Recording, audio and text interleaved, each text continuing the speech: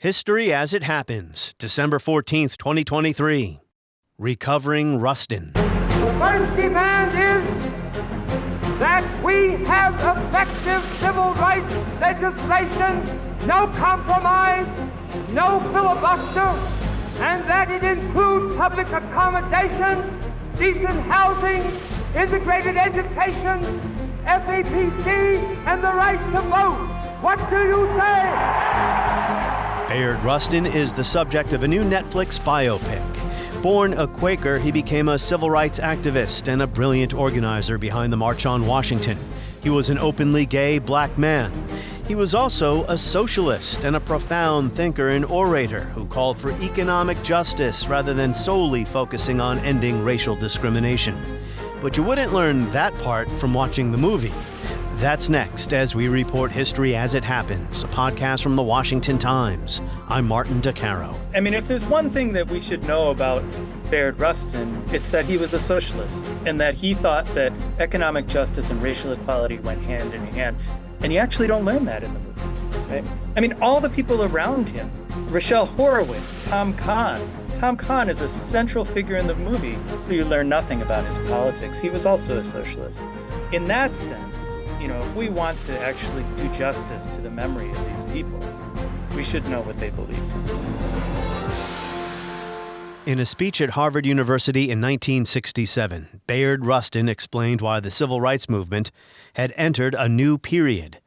The prior year, he had unveiled the Freedom Budget, a sweeping document Rustin crafted with civil rights leaders like A. Philip Randolph and Martin Luther King, economists, and labor leaders. It aimed to end poverty in a decade and make full employment the law. The speech at Harvard was titled Firebombs or a Freedom Budget, and you can listen to it in full at americanarchive.org. The only way to eliminate poverty is to see that the heads of families of the poor are economically independent. Now, I love children, and I think something needs to be done for 17-year-olds. But to send youngsters to Job Corps to graduate where there are no jobs, and you know there are no jobs before you send them there, is to build Molotov cocktails and send them back into the ghettos. Urban riots, he said, were caused by hopelessness. Rustin delivered these words 4 years after the March on Washington. By this time, the U.S. commitment in Vietnam was suffocating LBJ's Great Society. But Rustin refused to publicly condemn the war to avoid angering the liberal allies he needed for his freedom budget. That earned him the scorn of anti-war activists. Back to the speech for a moment. Rustin said the civil rights movement must coalesce around a bold economic program to lift not just blacks, but all poor people out of poverty. In other words, focusing on racial discrimination was never enough. People accuse me of being too liberal and too close to the establishment. Perhaps I am, but I have more sense about the nature of the white community than they have. This society never has and never will do anything special for the Negro. That is the reason we call it the Freedom Budget for all Americans. It is not that I do not know that Negroes are most brutalized by poverty, for they are. But I also know that 67% of the poor are white. And that unless we're going to draw up programs which have to do with the elimination of poverty and not concerned with Negro poverty, we will not get anywhere in this society. Now, you won't get much sense of Rustin's thinking or his socialist politics by watching the new Netflix film Rustin, executive produced by the Obamas with Coleman Domingo in the lead role. Our new offices! A demonstration made up of angelic troublemakers such as yourselves. Make sure you are there! On August 28th, black, white, young, old. The movie ends with the March on Washington. Actor Emil Amin plays Dr. King, and predictably, the only oratory from the march that makes it into the movie is part of King's I Have a Dream speech. Speed up that day when all of God's children, black men and white men, Jews and Gentiles, Protestants and Catholics will be able to join hands. Now, for some reason, this film about Rustin neglects to show Rustin delivering his speech at the march, which struck the same themes of economic justice that would underpin the Freedom Budget 3 years later. The source, openvault.wgbh.org. Number two, they want that we demand the withholding of federal funds from all programs in which discrimination exists. What do you say?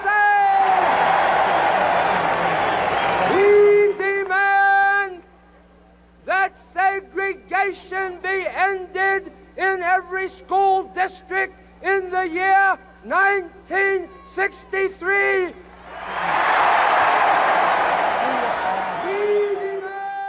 So, about the movie, it was just okay. When I watched it, I only had a slight understanding of the depth of Rustin's ideas and his life story. So, now that I know more, I can say that the movie was a missed opportunity. If Rustin dedicated his life to the cause of justice, this film failed to do justice for all that he stood for. The omission of his socialism and calls for things like full employment and higher wages, that omission doesn't make much sense. Or maybe it does when you consider everything involved here. Let's get to that now with William Jones, historian at the University of Minnesota. He is the author of The March on Washington, Jobs, Freedom, and the Forgotten History of Civil Rights. Will Jones, welcome back. Thanks for having me back. Let's start with the movie. I'm not a film critic. I thought it was just okay. What did you think of it? Yeah, I mean, I'm always reluctant to see movies about history that I know a lot about, and this one as well. I brought myself to watch it. I enjoyed parts of it. I thought the focus on Rustin's sort of personal, a very narrow focus on his personal life, I think it humanized him in a way that was useful and interesting. So that part of it I appreciated. As might expected, I saw a lot of things that I thought were really left out of it, and some things I think in important ways were distorted. Yeah, his personal story is important. He was an openly gay man in the 1960s. I mean, that was not an easy thing to do. But yeah, there's so much more to his story. And when it comes to evaluating inaccuracies in movies, we could talk about costumes that don't make sense, or an event that didn't happen or was exaggerated, or how directors condensed time, or whatever. Really, I think the bigger issue here is, what they chose not to emphasize. A missed opportunity. You're going to make a movie about somebody and you choose to narrowly focus on one portion of his life or one chapter of his life, when his activism, for instance, continued for many years after the March on Washington. The movie ends with the March on Washington. Do you agree with me? Yeah, I do. I mean, I think it's incredibly valuable to have a sort of a movie about what it might have been like and what it might have felt like to be a Black gay man in the 1950s and 1960s, and in that way, I think we really do get a really valuable perspective and a humanistic perspective. I think it's also, I'm not a filmmaker, I'm not a film critic. I can understand the reasons why one would want to focus very specifically on a few sets of incidents. So in this case, almost exclusively focused on the sort of lead up to and the March on Washington. I can see narrative reasons for that. I actually think that there are aspects of that are distorted. The way in which it depicted the goals and the impact of the march were very narrowly focused and I think actually missed the main point. They depicted the march as an effort to pass John F. Kennedy's Civil Rights Bill. That was in part the goal of the march, but anybody in that movie would have agreed that the primary goal was actually to change Kennedy's Civil Rights Bill, to make it much stronger and much more impactful, and frankly, to add things that John F. Kennedy vehemently opposed, primarily what would become Title VII of the Civil Rights Act. We can go into detail of that, but even if we take it for its focus on the March on Washington, I think that there are really important distortions. I guess the other one I would point to is just the organization of the march. Who initiated the march, which it pretty explicitly depicts it as Bayard Rustin's project, which it was very clearly not. If one person's project, it was A. Philip Randolph's project. He's in the movie, but he's sort of sidelined as a character depicted as sort of an older, washed up, beyond his prime leader. I think that's a disservice to Randolph. I think more importantly, though, the way in which the march is depicted as this sort of thing that Rustin comes up with and then pitches to a bunch of energetic young activists who get excited about this idea. And they are this sort of single-handed organizers of this march, when in fact it was initiated by A. Philip Randolph. It was organized by the Negro American Labor Council, which was a network of several thousand Black trade unionists. It was organized largely by them and the National Council of Negro Women and Black women's clubs that also were instrumental in building what was a national mobilization. It was not something that was, sort of organized out of Harlem, as I think it's depicted. Yeah, I guess I failed my job as a journalist, and I never reached out to the filmmaker to ask him why he chose to emphasize certain things and not these. I think what you're talking about here we could call omissions or just choices by the director.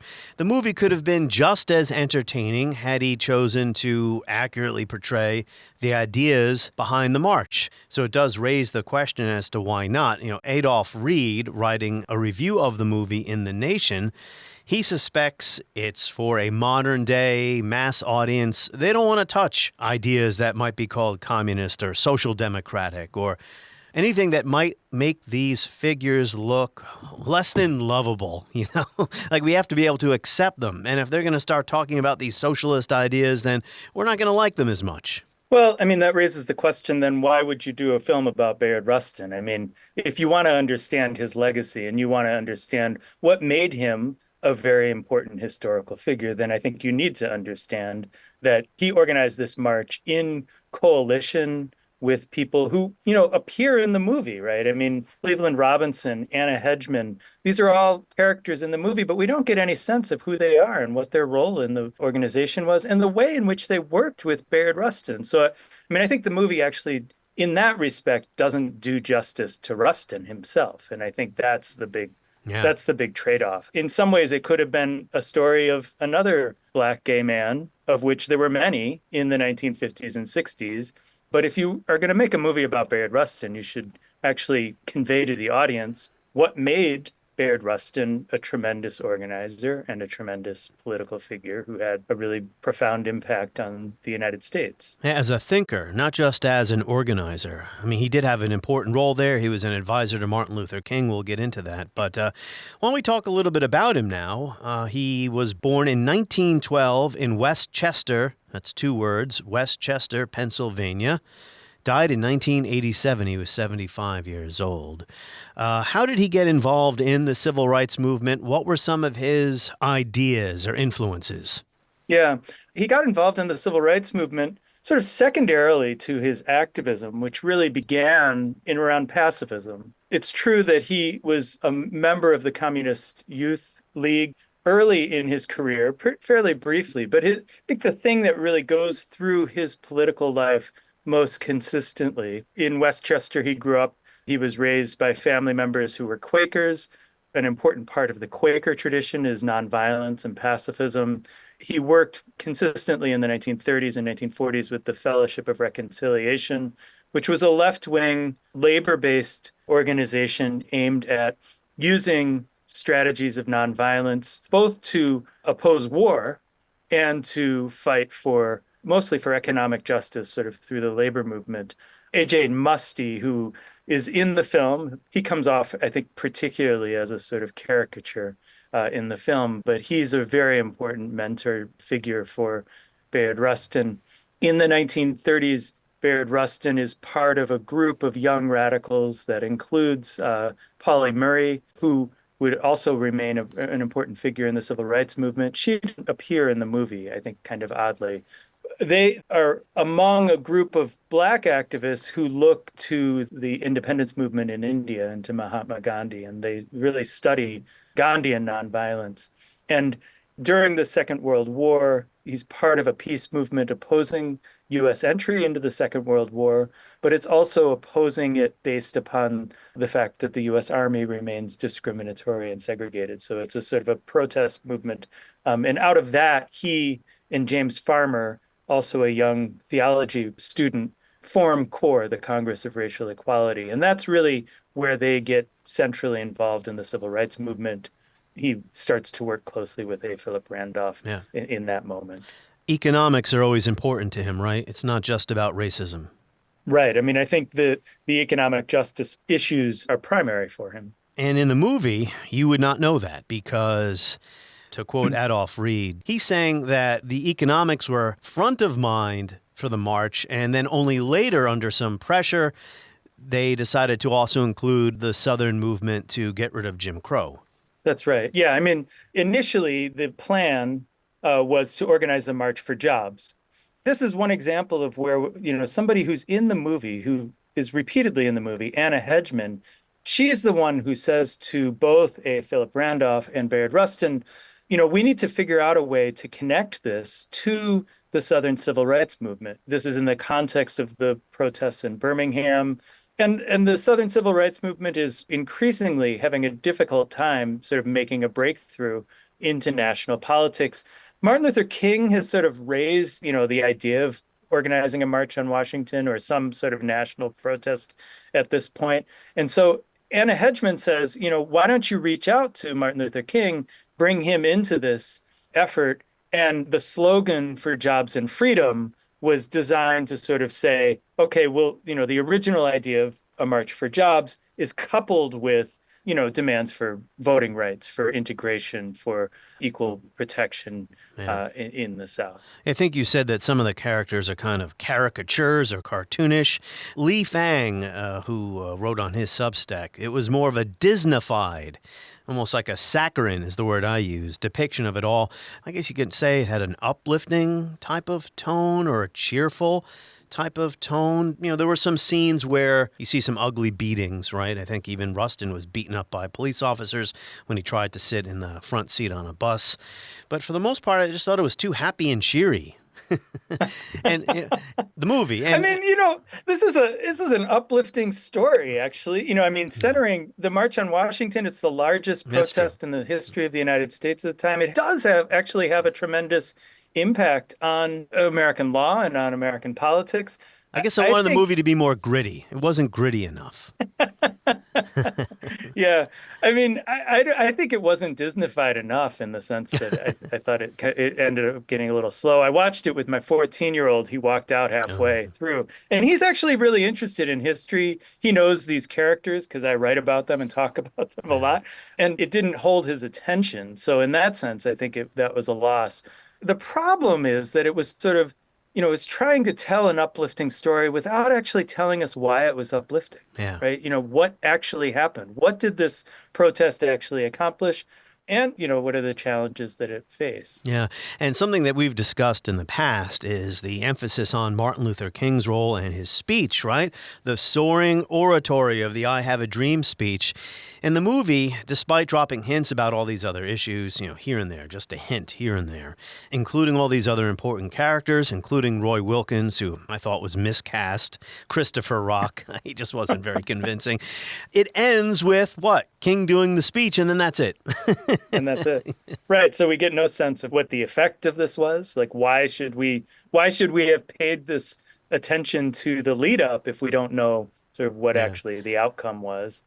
I think the movie seemed to be premised on the idea that everything needed to be linked to Dr. King, right? And so perhaps the assumption that that's all that anybody knows, and then therefore anything that's significant has to be connected to him.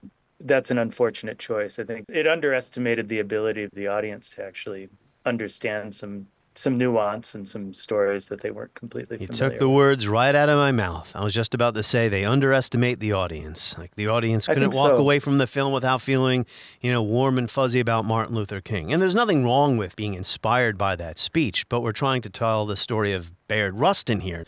Before we return to... And Bayard Rustin spoke at the march. Yes. He led a tremendous pledge. He read the demands of the march, and then he led the audience in a pledge to uphold those goals, to fulfill those goals. And actually, there's several journalists at the time commented that was the most remarkable moment, to hear Bayard Rustin lead that pledge, as one journalist said, with the eyes of the world upon them, with every television camera at the nation's disposal watching him. This is a pledge which says our job has just begun. You pledge to return home to carry on the revolution. After Mr. Randolph has read the pledge, I will say, do you so pledge? And you will say, I do pledge. That was what was really remarkable about that day. Yeah, I was just about to say, they even minimized his own role when the big day finally arrived. Yeah, some of those other speeches are really, really powerful, even radical. Before we return to Rustin and his ideas, Adam Clayton Powell, the congressman from Harlem, is depicted in the film. Was he really such a nasty guy? He was. I mean, as far as I know, and I think particularly as he became more ensconced in his congressional position, I think he was defensive of the mainstream Democratic positions. And so, another thing that we don't really get is how controversial the idea of the march was. We sort of see lower level, there's several scenes with the Parks police sort of standing off and trying to emphasize how much they don't really want this to happen, all the array of law enforcement and military that are ready in case of violence. But we don't get a sense really of how much the Kennedy administration really went out of its way to try to stop this and to hold it off. And Adam Clayton Powell was, I think, going along with that. He didn't seem to like Bayard Rustin very much, or is it Bayard Rustin? That seemed to be how they pronounced his first name in the movie. And other members of the movement, leadership anyway, also seemed to be embarrassed by Rustin because of his past, right? He got arrested for being gay, essentially, in California. Yeah, that's accurate to a certain extent. I mean, I think that arrest and Rustin's sexuality was seen as a liability to the movement, to the image of the movement. This was particularly true of Roy Wilkins, the head of the NAACP. And this is something that, again, I think we don't get a sense of the degree to which those differences were also strategic differences. And, the NAACP was an organization, it was the largest civil rights organization. It had been around since, it was founded in 1909. It had just won tremendous court decisions, both the Brown decision ordering, it didn't actually work, but ordering the integration of Southern schools.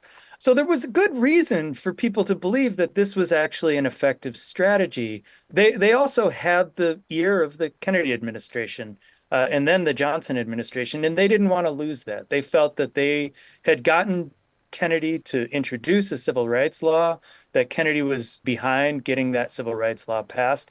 And they felt that a mass protest would just strengthen the opposition. It would give conservatives in Congress an excuse to say, well, this is just an angry mob and we can't concede to an angry mob. Wilkins was conservative in a sense and reactionary in a sense, but he also, I think, had real strategic differences with Rustin. Rustin's idea was large mass protests can actually get legislation passed. And I think ultimately Rustin's position proved accurate with the March on Washington. But it wasn't clear before the March on Washington that was going to work. Even Rustin would have admitted that he didn't know it was going to work. So Rustin's ideas, he has a falling out with Martin Luther King. At least this is how it's depicted in the movie. Or at the movement itself. He resigns his position in the early 1960s, I believe, a couple of years before the march. What was behind that? Was it a disagreement over ideas, the direction of the movement, what they should be emphasizing? I think the film makes more of that falling out between him and Dr. King. What was happening with Dr. King, he had this tremendous success in the mid-1950s with the Montgomery bus boycott and had some success in sort of trying to spread a grassroots nonviolent movement based on civil disobedience to open up segregation, to sort of push the fact that very little had actually been implemented out of the Brown decision.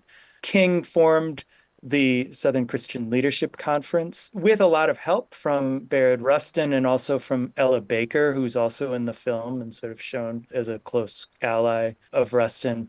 All of them, all of the people who were involved in trying to build this nonviolent movement by 1960 were frustrated by the fact they hadn't been successful in building and sustaining what they hoped would be a Southern, a South-wide movement that could sustain and kind of build these nonviolent protests. So there were these sort of fits and starts of these. The place where it really took off was in Birmingham in 1961 and 1962, where a sustained movement gained international attention, really forced the Kennedy administration to pay attention to that. But the period before that was one of the dissent was largely over a failure to actually sustain a movement and uncertainty as to where the movement was going to go. And Rustin's program or his proposals at this time were similar to, say, King's, right? Full employment, universal health care. What else? I should add, you don't see that in the movie at all. No, we don't. Yeah. And I think part of what was going on was the belief that actually to get some substantive change, civil rights activists were going to need important, powerful allies. And the most important ally that they could pull into this was the labor movement. In 1960, Dr. King gave a speech to the National Convention of the AFL-CIO. This is actually the first time in which he gives a speech in which he uses the refrain, "I have a dream." And he lays out, he says, the civil rights movement and the labor movement have common cause. African Americans are overwhelmingly working class. They have the same interests as white workers. And that if we're really going to make a change, we need to build a united coalition between these movements. And so that's where that idea that these demands for voting rights, for integration, for access to public accommodations are always really intimately connected to demands for jobs. It's partially a demand for prohibitions on employment discrimination. You can get a job, regardless of your race, but it's also improving jobs. So raising the minimum wage, extending minimum wage laws to cover domestic workers and public employees and agricultural workers, mostly jobs that were filled by African Americans and other people of color, but were not protected by federal laws. And this was so these all become part of the demands for the March on Washington. Yeah, sorry to interrupt. This was called the Freedom Budget. That's right. So that comes after the march. Yeah. That's an effort to sort of pull together some of the demands that are not met following the march. So perhaps the most important accomplishment of the march, and what was seen as the most important demand of the march from very early on, was adding a provision to the Kennedy Civil Rights Bill prohibiting employment discrimination. This is now Title VII of the 1964 Civil Rights Act. This is a demand that goes back to the original March on Washington, which A. Philip Randolph led in 1941. He called it off when President Roosevelt issued a temporary executive order prohibiting employment discrimination. But that's the moment in which they say we need a permanent law prohibiting employment discrimination. And that's the law that ultimately gets added to Kennedy's bill. Kennedy does not support that bill. He does not think it's going to get past Congress. This is not even a legal or legislative issue alone. It is better to settle these matters in the courts than on the streets, and new laws are needed at every level. But law alone cannot make men see right. So they add that to the bill. They pass the bill. A tremendous outcome of the March on Washington. But a lot of the other demands, creating full employment, jobs for anybody who wants one, decent jobs, raising the minimum wage. And these are sort of pulled together in what Randolph and Rustin call the Freedom Budget, which is a massive federal investment in job creation and in infrastructure building. Some people call this a sort of Marshall Plan for the Negro, is another term. Yeah, they were calling for these things in the mid to late 60s, after the march, of course, which was in 63. Adolph Reed, who I mentioned, wrote a review of the movie in The Nation. He says some of Rustin's most significant political interventions occurred after the march. The first argued that with the legislative victories of the mid-1960s, so Civil Rights Act, Voting Rights Act, the black movement had crossed a threshold that called for collaboration with labor and liberals to advance a broadly social democratic agenda.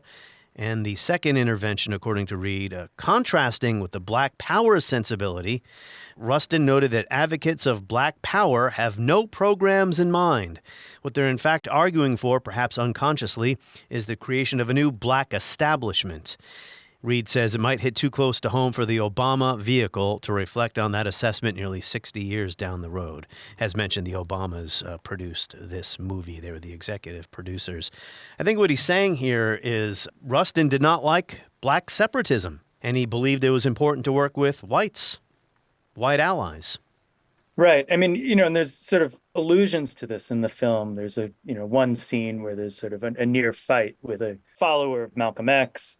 Rustin was very clear and consistent in his criticism of what he saw as a politics that was largely focused on sort of asserting Black pride, Black cultural autonomy, but without the economic and sort of social democratic agenda that he saw as really critical to and essential to Black equality, right? So his argument was that Black people are overwhelmingly working class. We cannot talk about racial equality without Black people having access to decent jobs, to decent housing. Even today, the radical young Negroes, whom I understand, have affection for, and have worked with, and who I profoundly respect, nevertheless, are making the same basic mistake.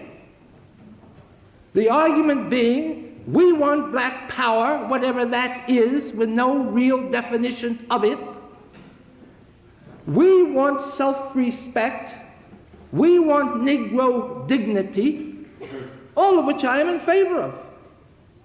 But it is another blind alley, because dignity and self-respect must spring from the economic and social position which you hold in the society. And he felt that the focus on sort of cultural pride and cultural issues detracted from, I don't think he was necessarily opposed to those, but he felt like they were sort of hollow without economic justice. Yeah, I mentioned Lee Fang before.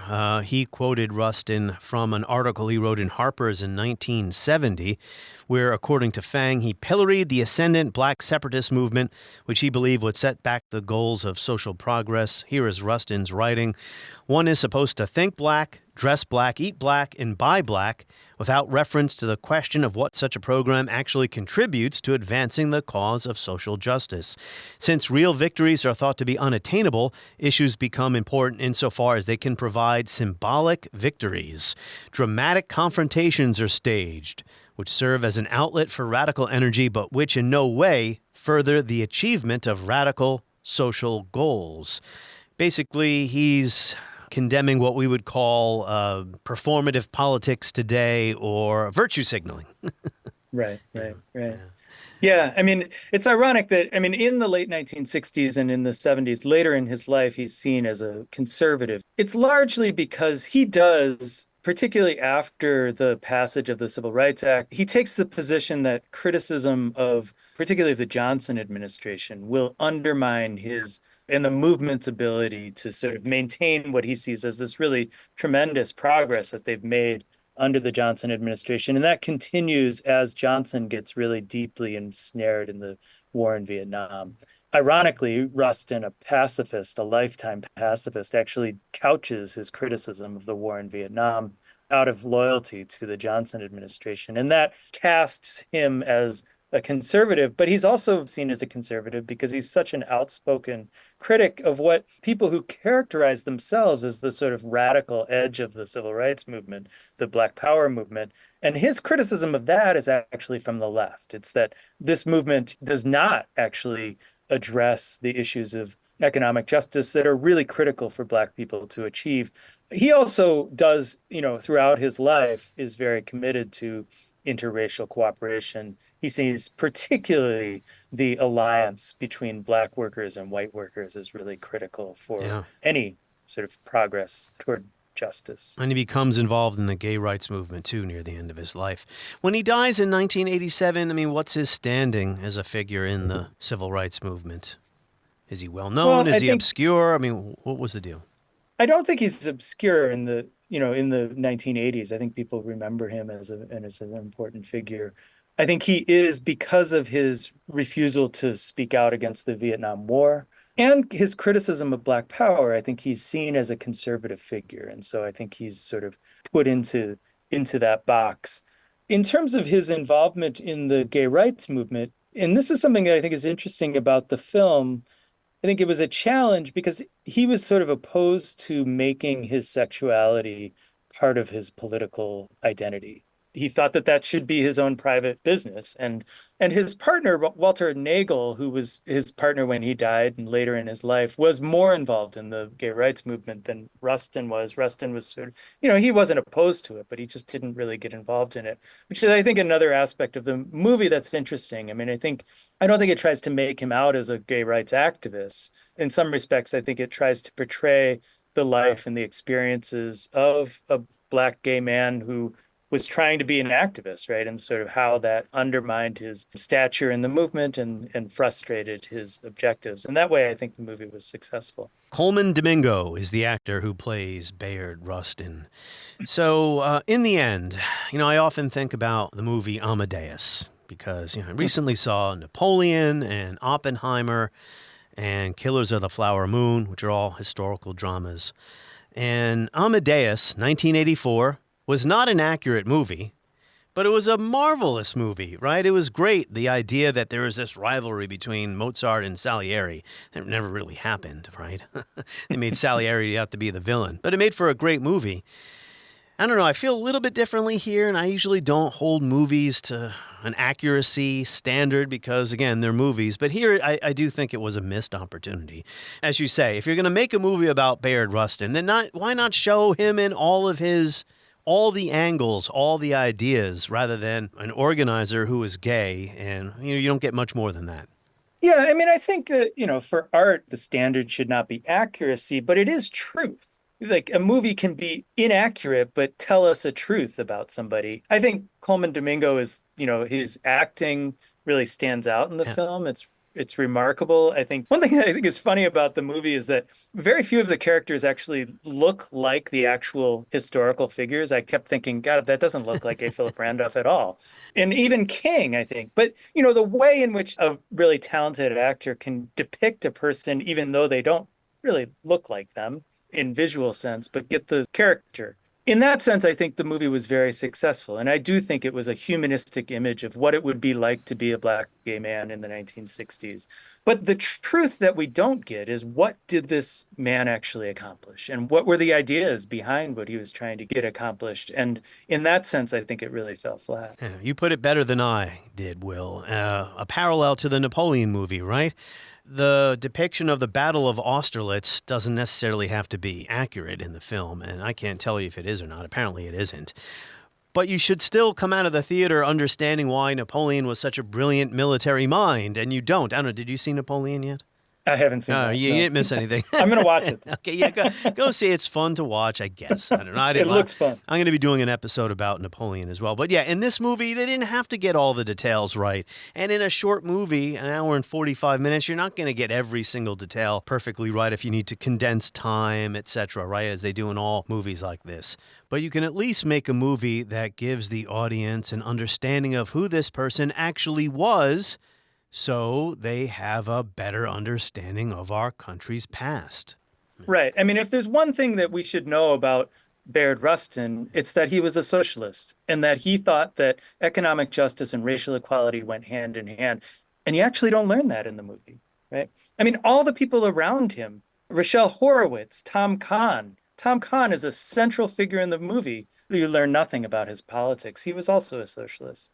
In that sense, if we want to actually do justice to the memory of these people, we should know what they believed in and what drove them, and also what they accomplished. Because it's remarkable that in this period at the height of the Cold War, this is the McCarthy era, and a socialist actually changed the direction of American history. A group of socialists, actually. We should know how they did that. And we don't learn why they did that, what they accomplished, or how they did that. And I think that's a real disservice to the legacy of Bayard Rustin. We demand the enforcement of the 14th Amendment, the reducing of congressional representation of states where citizens are disenfranchised. We demand an executive order banning discrimination in all housing, supported by federal funds. We demand that every person in this nation, black or white, be given training and work with dignity to defeat unemployment and automation. We demand. On the next episode of History as It Happens, we're going to analyze another movie versus history, Ridley Scott's Napoleon. Hey, we're at the end of the year, taking things a little bit lighter around here. We'll be joined by Alan Strauss-Scham, who wrote a landmark biography of Napoleon Bonaparte in 1997. That's next as we report History as It Happens, a podcast from the Washington Times.